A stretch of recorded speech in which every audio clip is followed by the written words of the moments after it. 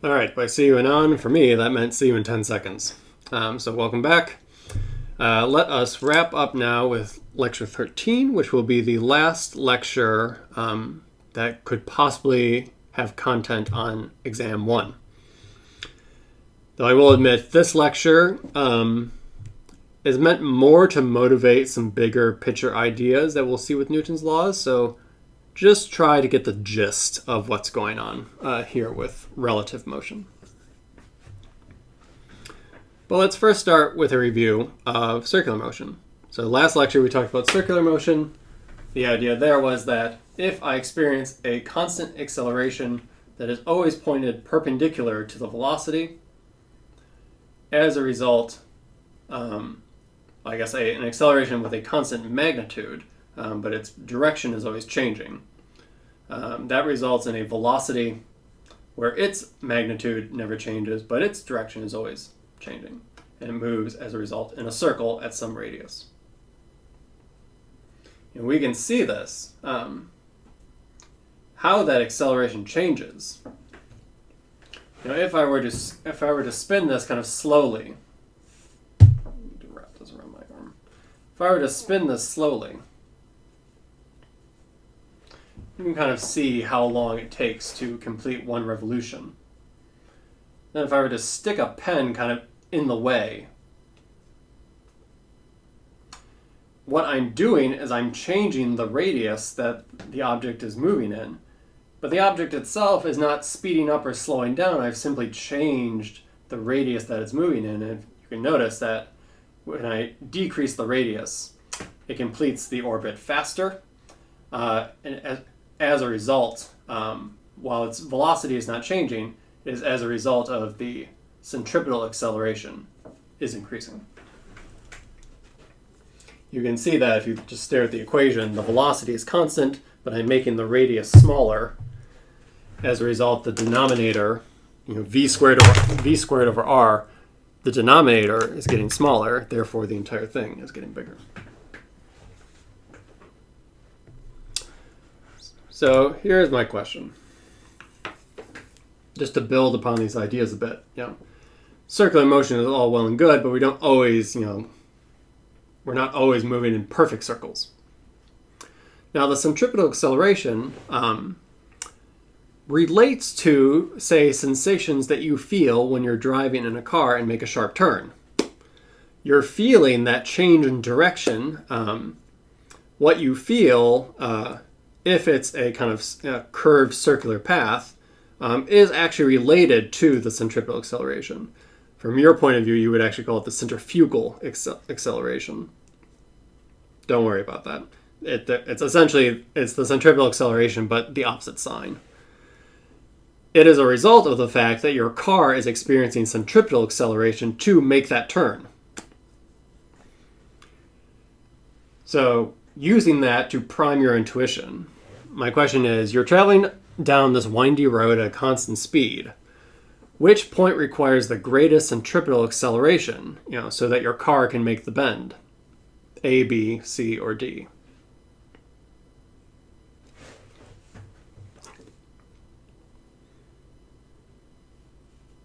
I should have copied it onto my notes.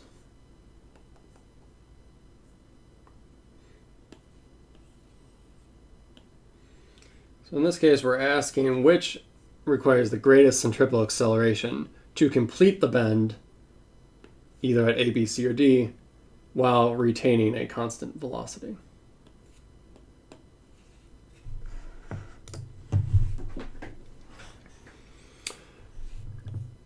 So in this case, we can look at this by essentially defining an effective radius. Where essentially you're looking at a point and you're asking if that point was part of a circle, what would that circle be? That kind of gives you an estimate of what the radius is, or the effective radius is, at that point. So for example, at C, I could say if I were to draw this, if this curve were part of a circle, I might draw it as something like that. Where at A, if it was part of a circle, it might be, in the vicinity around A, it might look something like that. Kind of the part around A kind of looks somewhat circular if I think of it as that kind of bigger circle. D is kind of similar, but it's not quite as big as A. And then B, that essentially looks like a straight line. So you could imagine if you were to zoom out enough, like maybe that corresponds to, you know, some big circular path like that. And so the question is, which of these require the, so the effective radius, I guess you could say, you know, the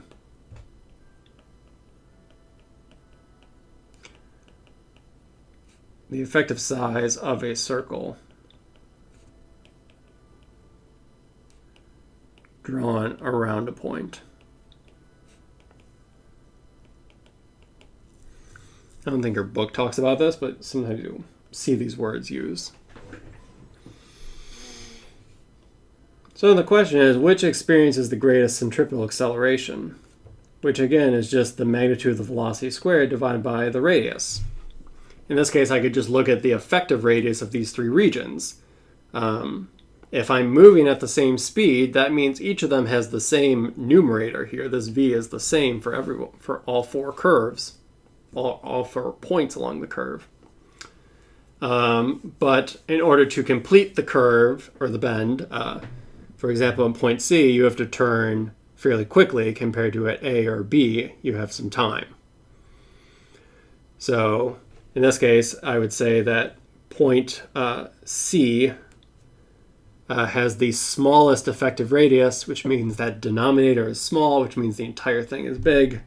So that would be the greatest centripetal acceleration as compared to what looks like D is the next, then A, then B. And using your intuition, you know, if you were driving at a constant speed, you would feel yourself whipped around in the car more at point C compared to point B, say. And again, what you're feeling is kind of the an acceleration that is analogous to the centripetal acceleration. All right, that's all I wanted to additionally say about centripetal acceleration. Now let's talk about relative motion. Your book does it for both 1D and multi-D. We're just going to do it in 1D. The multi-D version is just you do this all with vectors instead of with scalars. And this is also the introduction of my favorite part of my physics teaching, the intro of the cyclops observer. It was a staple in previous classes. I'm waiting for some student to write a comic using the cyclops observer. But it's the little figure that I use to represent kind of where I am and what my reference frame is. So this is going to take us back to lecture whatever, one of the earlier lectures where we defined coordinate systems and we defined reference frames. Here with relative motion, the idea is you have different reference frames which may themselves have different coordinate systems. How do they communicate effectively with one another? We saw this, actually let me just fly back to one of the earlier lectures. We had, lecture 3? Yes. We had a case like this, you know, way back in the day where we looked at, say, a distant tree and said that tree, the motion of that tree might look different from someone standing outside looking at that tree. In that case, it would look like the tree is not moving, compared to someone on a train where they're looking at the tree and according to them, it looks like the world is moving to the left. So it would look like that tree has some motion associated with it. Is one more or less correct than the other? And how do they actually communicate their results effectively? Because I on the train might say that tree has velocity, where, you know, one of you standing outside would say, actually, it's stationary. You're the one moving. So relative motion is a way for us to try to connect all of this. Actually, it looks like I'm done with slides.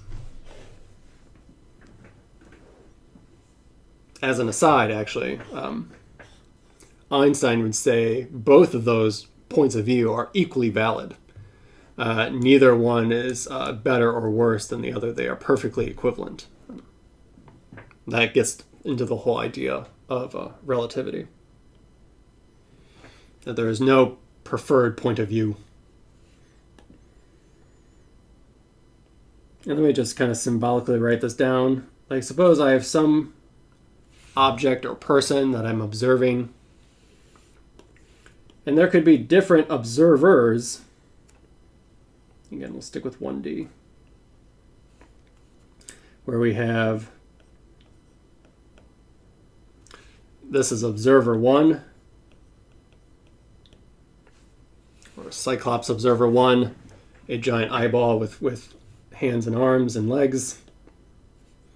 So this observer might be located with some origin, some coordinate system, and they're measuring the velocity of this person that's moving from their point of view.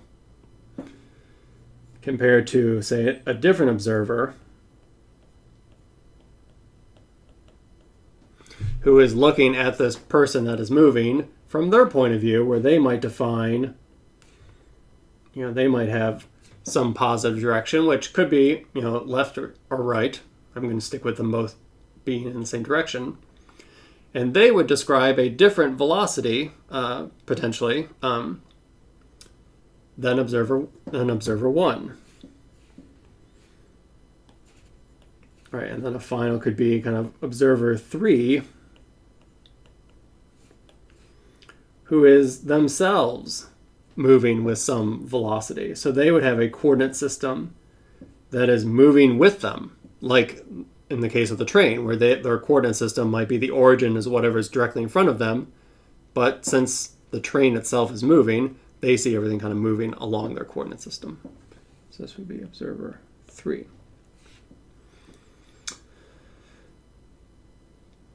Presumably, there is some way for them to all communicate with one another in an effective way. Or if they disagree, we should understand when they do and do not agree or disagree. All right, so turns out that the relationship, as long as we're not moving close to the speed of light or anything weird, the relationship is actually quite simple to write down, though it can be a little confusing to understand. So let's take a simpler example. Suppose there is an observer standing outside on the grass, and they are looking at a train that is passing by, where on that train is some passenger and another observer who is watching the passenger, but they are also on the train. We'll call this passenger. And let's take the case where the velocity of the passenger is 0 relative to the train. What do I mean by that? That means that the person that is on the train as well would see the person not moving. That maybe the passenger is sitting in their seat. If you were on a train and you had all the windows closed, and it was perfectly smooth so that you didn't know if the train was moving or not, regardless of whether the train was moving or not, you would look at the passenger, they're sitting in their seat, you would say they have no velocity. They don't appear to be moving relative to me. Versus the observer who is outside is seeing the entire train move by. So they might say that the person does have some motion. It looks like the person is moving, in that case, as a result of the train moving. So what might these coordinate systems look like? The person on the observer on the train might have their coordinate system, where they put themselves at the origin of their coordinate system. This observer, I might say the train observer. And if they were to define the position of the passenger, they would say, okay, the passenger has some position, XP, they might say. but I'm going to write it as xp divided by t. That's just the notation I like of the position of the passenger relative to the train.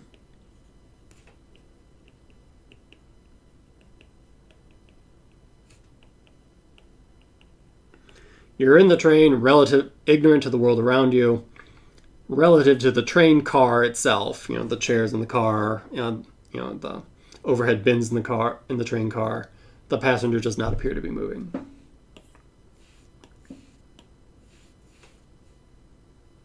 Or is located. Sorry, I keep mentioning velocities. We're talking about positions here. If the person is not moving, then the observer in the train would be able to subscribe some exact position, which I'm calling x of p over t. The position of the passenger relative to the train. Where the observer outside might have their own coordinate system, where they would say that the train itself, they would be able to say, okay, the train is located at some position. So they would have x of the train relative to the ground.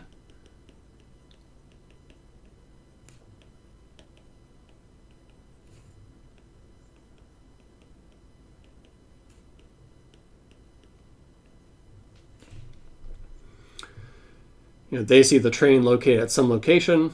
They could ascribe, in their coordinate system where they're, say, at the origin, they could say, okay, there is a location for the train car in some value, which I'm calling xt over g, of train relative to ground. Is it possible from this to say something about, say, the passenger relative to the ground? So this would be position of the passenger relative to the ground observer.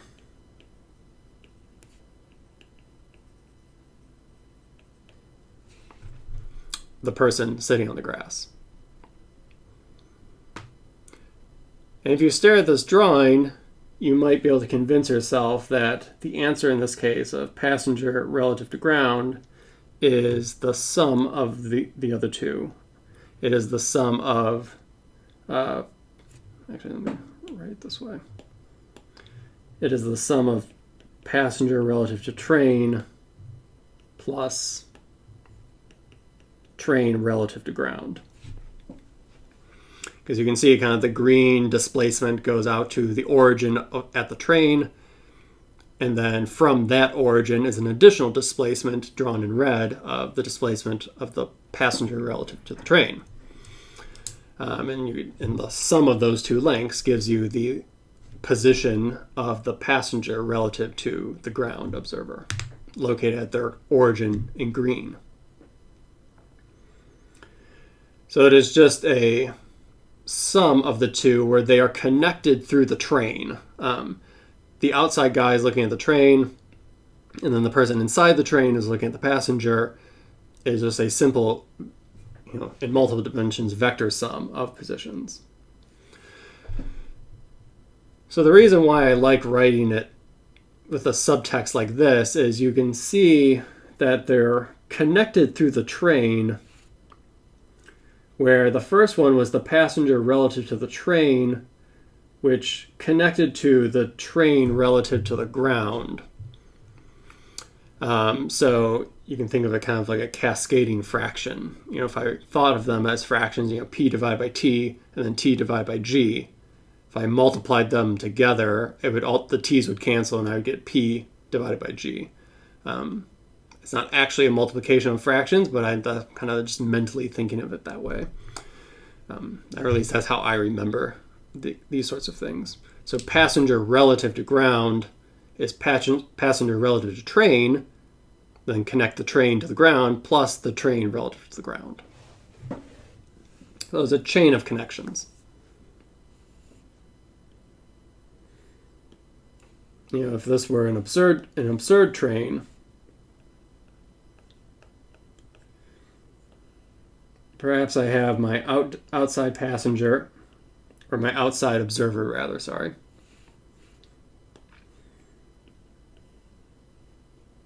And they're looking at a train, where inside the train is the train observer, which has their coordinate system. But this train, not wanting its passengers to have to walk at all, maybe it has a little horizontal walkway, like one of those moving walkways you see at airports, where there is some passenger that might be on that moving walkway. In that case, there could be an observer on the walkway that is watching the observer move relative to the walkway. You know, is the person moving because the walkway itself is moving? Like when you get on a walkway and just stand still, you still are moving somewhere. People off the walkway would see you move, as opposed to you moving relative to the walkway. Like if one of you and I both stood on a moving walkway and did not move ourselves, we would not see each other move because we'd be both moving together. Versus what people usually do on moving walkways, they get on the walkway and then they keep walking, which makes them appear like they're moving really fast as someone who is, say, in their seat waiting to board their plane. So in this case, there are three different points of view here. So then I could ask, what is the connection here? Can I write something down about the passenger relative to the ground? How does that outside observer define the position of the passenger in terms of these 3 points of view? Right, it would first say that the passenger has some position relative to the walkway.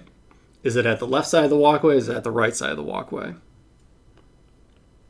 And that's from the point of view of the blue observer. There's also the walkway relative to the train. Is the walkway itself at the back of the train, at the front of the train? That is being observed from the train observer. Then the train has some position of the train relative to the ground. Where is the train relative to the outside observer? So again, notice the chain here. I wanted passenger relative to ground. So first I had to do passenger relative to walkway, and that connected these two. And then that got us to the train, but then the train had to be connected to the ground. So the sum of these 3 would give me the position of the passenger relative to the person on the ground.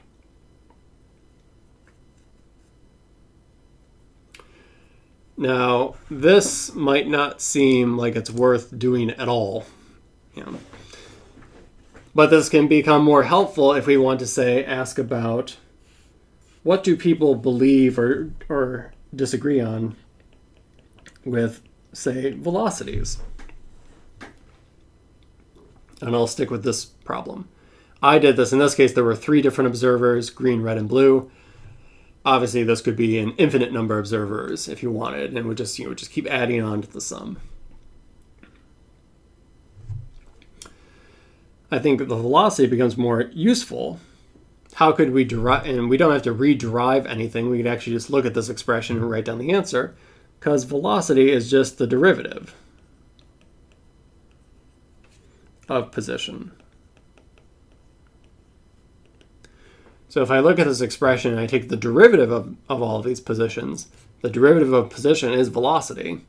So that also says the velocity of the passenger relative to the ground equals the velocity of the passenger relative to the walkway plus the walkway relative to the train plus the train relative to the ground.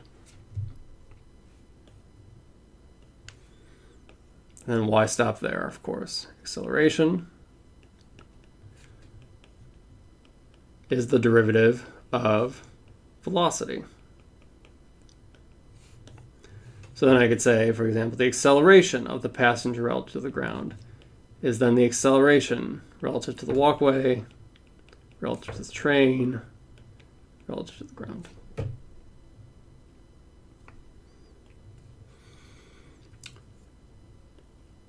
This is for, I guess, this particular example, but I'll use this as the kind of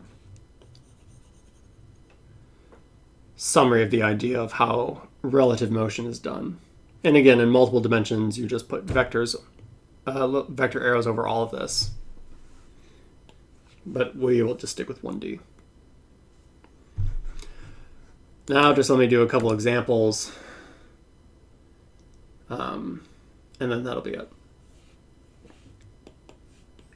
And again, the idea is to just kind of get the gist of what's going on here. Let's take the example of a train with a stationary passenger.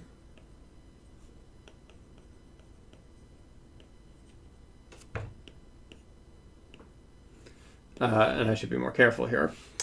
A stationary passenger relative to the train. So for example, a passenger sitting in their seat. From the point of view of other people on the train, it does not look like the passenger is moving. The train, however, is moving at 25 meters per second.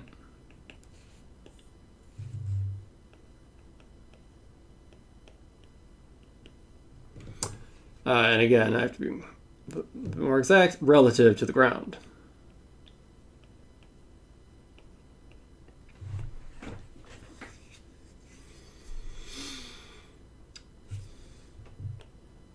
I am standing still on the ground.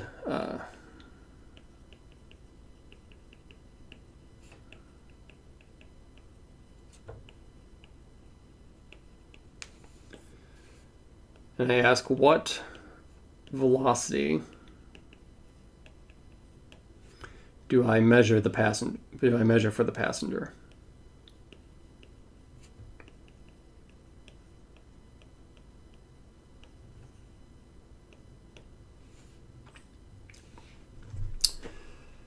So this one, it's good always to start with simple problems where you can likely figure out the answer in your mind. The passenger is not moving, but they're on a train moving at 25 meters per second. I'm not moving. I see a train moving at 25 meters per second. And the person is just stationary inside the train. So if my hand's the train and here's the passenger, if the train is moving at 25 meters per second, it will appear like the passenger should also be moving at 25 meters per second. Let's actually show that using the kind of notation here. So it's asking, well, let's first draw a picture, of course.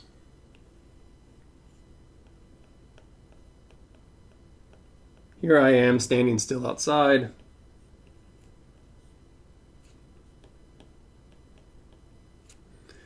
There is some velocity of the train relative to the ground, which is 25 meters per second.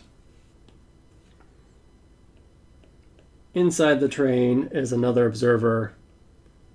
Maybe there's a chair, which is the passenger kind of just sitting still on the chair. So the train observer might have their own coordinate system. And the passenger is the velocity of the passenger relative to the train, which in this case is 0. The passenger of the train relative to the ground is 25 meters per second. And I can even be exact, the velocity of, say, the ground relative to me, or the velocity of me relative to the ground is 0.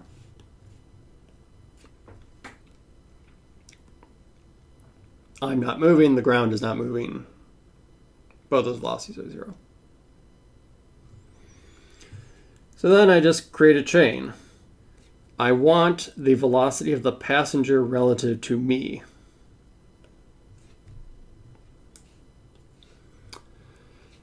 So I could see what can I do to get my my indices, all to work out. So I would say the velocity of the passenger relative to the train plus the velocity of the train relative to the ground plus the velocity of the ground relative to me. Again, this creates my chain of I'm connecting to the train, then I'm connecting the train to the ground, and this ultimately gives me the velocity of the passenger relative to me. The passenger relative to the train is not moving. The train relative to the ground is 25 meters per second. And the ground relative to me is 0. So I do indeed get 25 meters per second as the answer, which perhaps is not too surprising.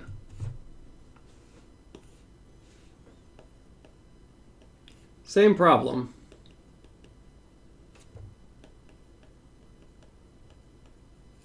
But now I walk 1 meter per second in the same direction as the train. I should also state, by the way, that this formulation gets incredibly complicated and messy if you take coordinate systems that don't point in the same direction. So notice in these cases, I'm always saying for every coordinate system I draw, whether it's green, blue, black, whatever, the positive direction was always to the right. As long as they all have the same positive direction, all of this works out. If they start flipping which direction is positive, you have to be much more careful. So I would not recommend that. So I will always assume just for every coordinate system, the positive direction is always to the right. All right, so now what has changed? I'm walking 1 meter per second relative to the ground. So I'd say the velocity of me relative to ground is 1 meter per second.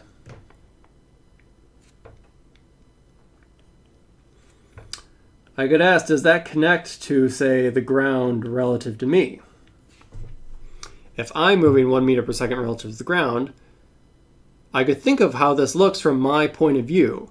From my point of view, it looks like, if I'm walking, I'm moving forward in this direction. Another way of thinking about that is that I'm standing still and the ground is moving in the opposite direction beneath my feet.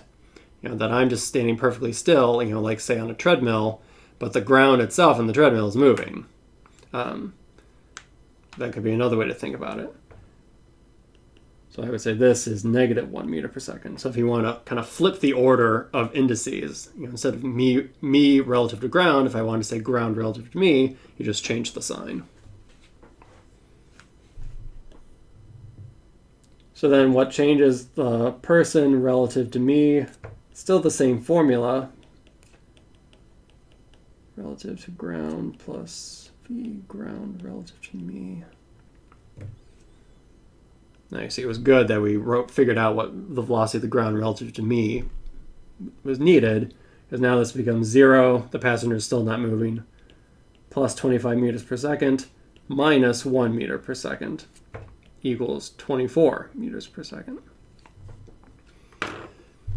From my point of view, as I walk along the grass and the train is going in the same direction, if I were to look at the passenger and try to measure, maybe I take 2 strobe snapshots and measure the displacement and divide that by the amount of time that was elapsed, the velocity I would measure doing that would be 24 meters per second instead. And intuitively, that might make sense because I'm moving in the same direction as the train, so I'm kind of compensating, my motion is compensating for a little bit of the motion of the train as well. Again, you could do the thought experiment. What if you were running? What if you're also on a train and you're moving 25 meters per second? So you have 2 trains moving at 25 meters per second. That would be a case where it looks like the passenger is not moving. You would always see the train at the same location because you're moving at the same speed. I think of this problem all the time when I'm on the BART. And there's another BART train that passes by. And sometimes there seems to be moments where it's unclear if we're moving or not, because our relative motion is 0. We're both moving at the exact same speed, so it looks like we're both stationary. Yeah. That's what I think of when I'm on the BART.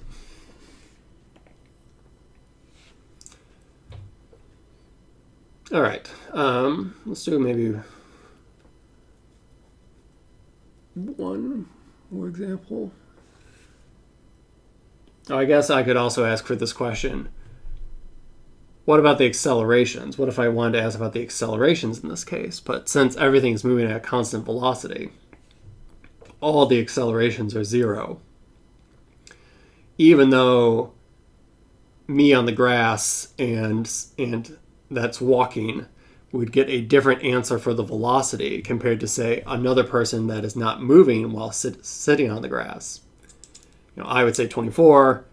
The person standing still would say 25. We would disagree on the velocities, but we would agree on the accelerations. Because since everything is moving at a constant velocity, the derivative of velocity is acceleration, the derivative of a constant is 0, we would all agree that the accelerations are 0.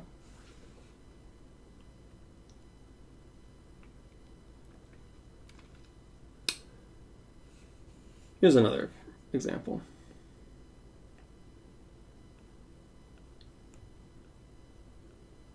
Suppose I'm in an airport, and I'm running to catch my plane. So I am running in this direction at, say, 2 meters per second. Apparently not in that big of a rush, but suppose I am.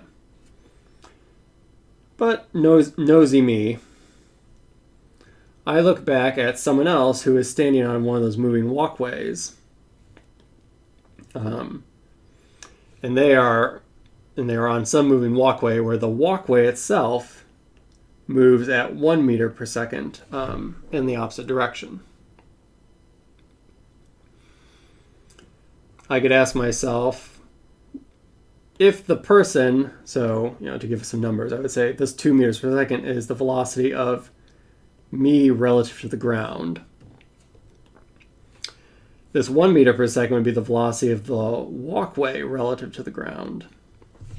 How fast is the conveyor belt moving from the point of view of someone that's not on the conveyor belt? And then perhaps this person, this passenger, relative to the walkway, perhaps they're not moving at all on the walkway. They've got their bag, they're just standing on the walkway and letting the walkway take them. What velocity would I measure for this passenger? So I'm asking, what is the velocity of the passenger relative to me? Now, in this case, again, you might be able to intuitively think, we're moving in opposite directions. It's going to look like this passenger is getting farther away from me, both because they are moving away from me on the walkway, but also because I'm running away from the passenger. So I might intuitively think the answer should be something like 3 meters per second. Let's see. What are the coordinate systems here? The coordinate system first, there's me relative to the ground as I move along the ground. And then there's relative to the walkway, there's, you could think of another passenger on the walkway, where this is some person that is measuring what is the position, displacement, motion of the passenger relative to them on the walkway. Is the person walking along the walkway as well, or are they standing still on the walkway? So in this case, I might say the velocity of the passenger relative to me is the velocity of the passenger relative to the walkway, plus the walkway relative to the ground, plus the ground relative to me.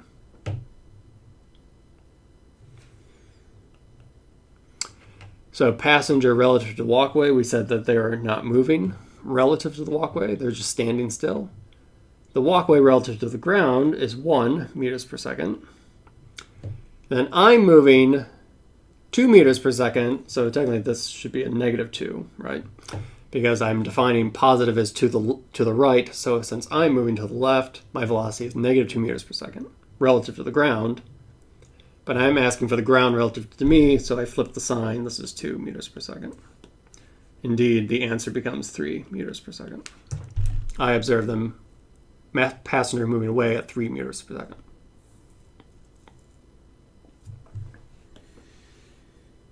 I could have done the simpler problem of just, I have 2 passengers on a moving walkway. If they're both standing still on the walkway, even though the walkway is moving, they don't see each other moving. They see the world around them moving in the opposite direction, but they themselves don't see each other moving. But if there's some motion relative to the walkway, then the other passenger would observe that relative motion, because it would look like, at least in the case that I drew the arrow, it would look like the passenger in front would be getting even farther away from the passenger in the back.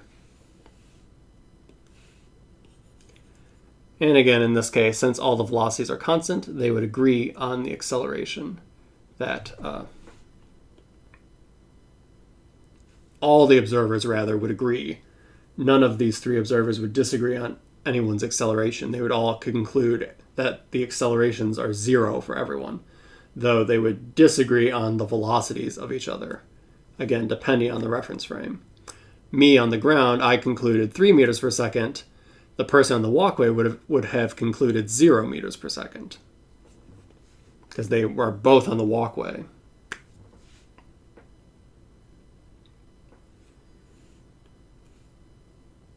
So here's where this motivates some big philosophical ideas behind Newton's laws of motion.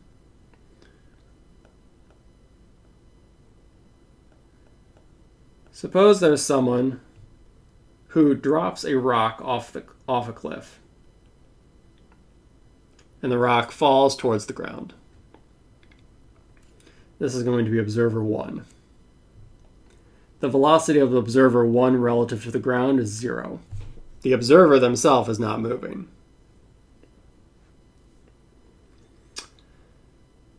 The rock relative to the ground has some acceleration. I drop the rock over the edge. It starts to accelerate relative to the ground. That acceleration is minus g, if I define up as positive, as I always do.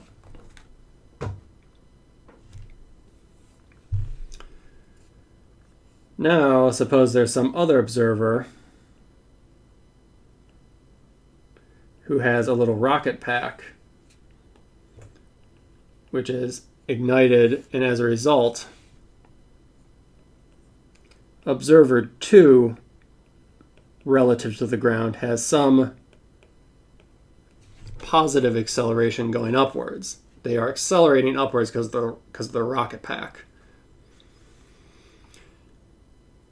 I could ask the question, what do these two observers measure in terms of the acceleration of the rock? So I'm asking, what is the acceleration of the rock relative to observer 1? What is the acceleration of the rock relative to observer 2?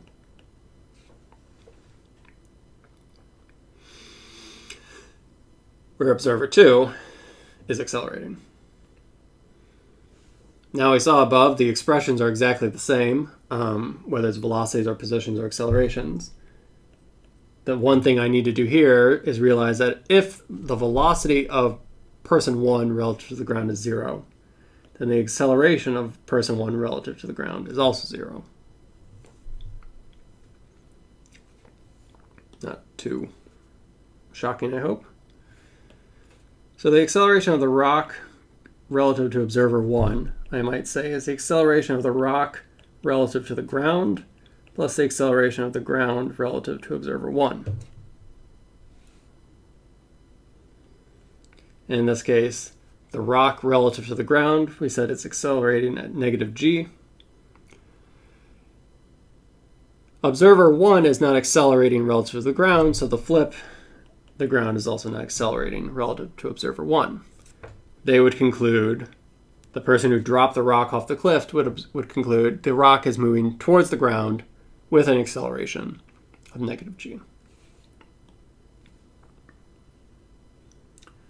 Now what about the rock relative to observer 2? Again, I would say this is the rock relative to the ground plus the acceleration of the ground relative to observer 2. Rock relative to the ground, also, again, minus g. But now the ground relative to observer 2, in this case, is negative what I'm calling a naught. So this seems to be negative g plus a naught. They disagree on how much the rock is accelerating towards the ground. Now you might say, that's Seems fine. We saw that when there was relative velocities between people, they did not agree on the velocities. Now there's relative acceleration between two observers. They disagree on accelerations. But what makes this more fundamental and important is we will learn now as we start to explore Newton's laws. Newton's laws are all about how motion happens. We're done describing motion, but now why does motion happen? How does it happen? That's dynamics versus kinematics. And we will learn Newton's laws are essentially all about how acceleration occurs. Tugs and pulls, or forces, result in accelerations. That is the heart of Newton's laws. Now, tugs and pulls, pushes and pulls, or whatever other forces might exist, rubbing your hands together, something like that, seems like something that everyone should be able to agree on. But what this is showing you is that there can be different points of view that reach the different conclusions on how much acceleration is occurring. And since we are going to be talking about that accelerations are the result of forces, they would disagree on how much force is being applied to create that motion. So while one observer might say the car is exerting this much force in order to get it to move down the road, someone else would say, no, the engine is working, say, harder or not as hard to get the acceleration I'm observing. And that seems not right? It seems that everyone should be able to agree on something like that. But in this case, they don't. And it actually builds up to a bigger idea that Newton's laws are only valid from certain points of view. And particularly, it is the points of view where everyone agrees on the acceleration. Everyone reaches the same conclusion for the accelerations. Like when things are moving at constant velocity, or when people are not moving at all and they're just observing. These very special reference frames, so reference frames or points of view, where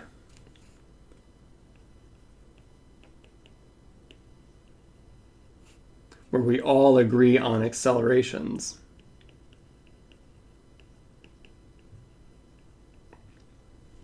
Or rather, two different reference frames that come to the same conclusion on the accelerations are called inertial reference frames.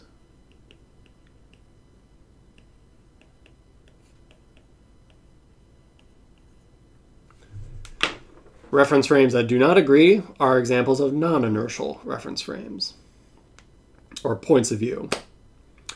They can, and so what we will learn is that Newton's laws only are valid in inertial reference frames. If you have a non-inertial reference frame, which essentially for this class means a point of view or a reference frame that is accelerating, you can, if you try to use Newton's laws, you will potentially reach the wrong conclusion.